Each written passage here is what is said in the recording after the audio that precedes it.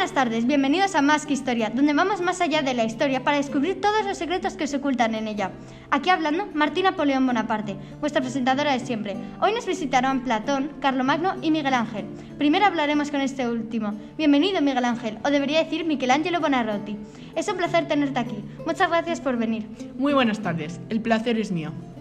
Bueno, comencemos con la entrevista. Me comentabas antes que naciste el 6 de marzo de 1475, ¿verdad?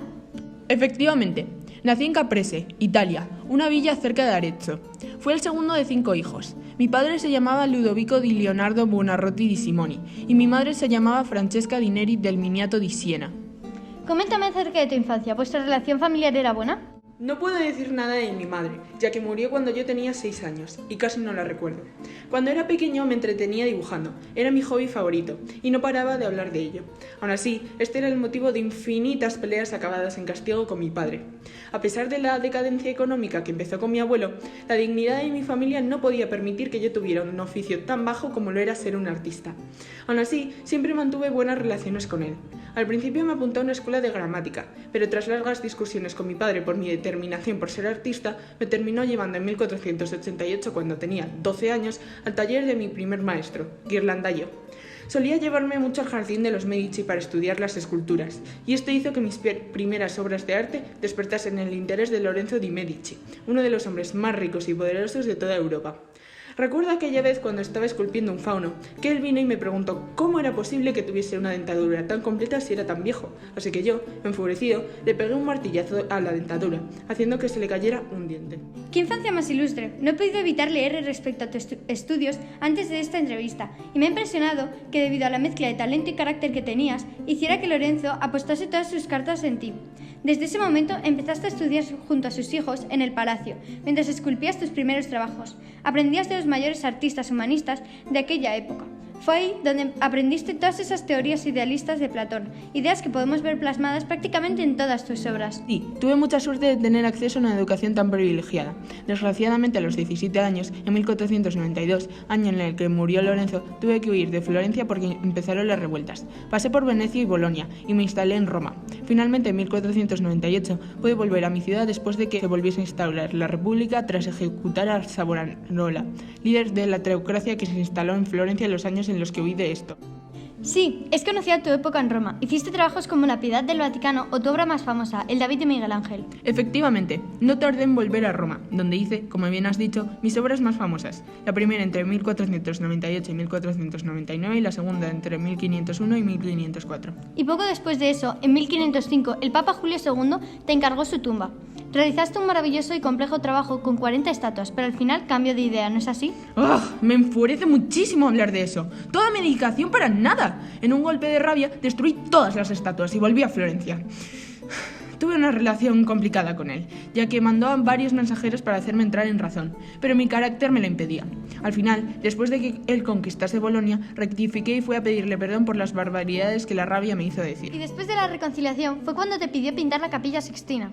Sí, al principio estaba un poco confundido, ya que casi no había hecho cuadros y de repente me estaba pidiendo que pintase 1000 metros cuadrados, además de que la escultura y no la pintura era lo mío, pero logré manejarme. Bueno, manejarte. Cualquiera diría que habías estado pintando desde que naciste. A fin de cuentas, por mucho que no quisieses, tuviste que aceptarlo. El Papa es el Papa y hay que obedecerle. Tardaste 4 años en los cuales volviste a tener altibajos con el Papa. Además, descuidaste mucho tu aspecto y fue el trabajo más difícil que realizaste en tu vida, ya que tenías que estar tumbado en un andamio. Pero todo esfuerzo da su fruto. Y todas las peleas que tuviste con él merecieron la pena, teniendo en cuenta lo majestuoso que te quedó. Se pueden ver las escenas del Antiguo Testamento, y no se ven paisajes, ni motivos vegetales, ni fondos arquitectónicos, ni arabescos, solo humanos. Se puede ver que tu enfoque es el cuerpo humano. Se aprecian 50 desnudos, los cuales no son sensuales, sino atléticos, al igual que tus esculturas, siguiendo los ideales platónicos. También se encuentra tu obra pictórica más famosa, la creación de Adán, donde Dios alarga su mano para tocar a Adán y lo crea. Definitivamente es una obra maestra. ¿Cómo te sientes al respecto de tu trabajo? Durante esos años no me cambiaba de ropa, dormía en el andamio y no bajaba bajo ningún concepto del andamio, pero me centraba tanto en la pintura para alcanzar la perfección con la que me gustaba entregar mis trabajos que no podía pensar en nada más. Además, volví a tener muchas peleas con el Papa. El muy cabezota quería ver el trabajo, pero yo no me negaba a quitar el andamio hasta que terminase. Por si fuera poco, el muy bruto me amenazó con tirarme, pero después de ver el resultado final, se maravilló tanto que me dijo, ya puedo morir en paz.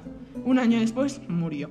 A pesar de las dificultades, me siento muy orgulloso, porque mucha gente admira mi trabajo, haciendo que esos 4 años merecieran la pena.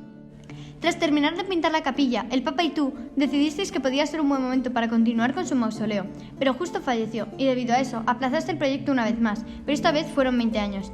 Aún así, cuando continuaste no quedaste satisfecho con el diseño original, hiciste varios. El que al final elegiste solo tiene una cosa en común con el primero, tu famoso Moisés, que tiene cuernos debido a una mala interpretación de la Biblia.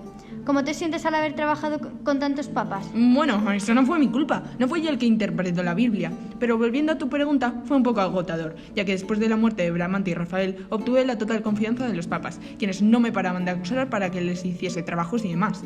Y te estoy hablando no de 1, ni 2, ni 4, sino 8 papas. Y así viví mi vida, yendo de Florencia a Roma, pues allí vivían mis grandes mecenas, los Medici y los incansables papas. Proyecto importante. 25 años después de tu gran trabajo, el Papa Pablo III te encargó pintar la Capilla Sixtina del juicio final, ¿verdad? Sí, pero no hice más proyectos importantes, y durante mis últimos años me dediqué sobre todo a la arquitectura. Te refieres a la Basílica de San Pedro, ¿no es así? Eso es, fue una de mis obras más grandes. Me gustaría haberlo visto acabada, pero desgraciadamente fallecí antes de que la terminasen, en 1564, con casi 90 años. Una pena. Muchas gracias por habernos acompañado en este programa tan especial. Esperamos que os haya gustado conocer más acerca de este genio en los 4 ámbitos artísticos más importantes. Nos vemos en 40 minutos para hablar con Platón.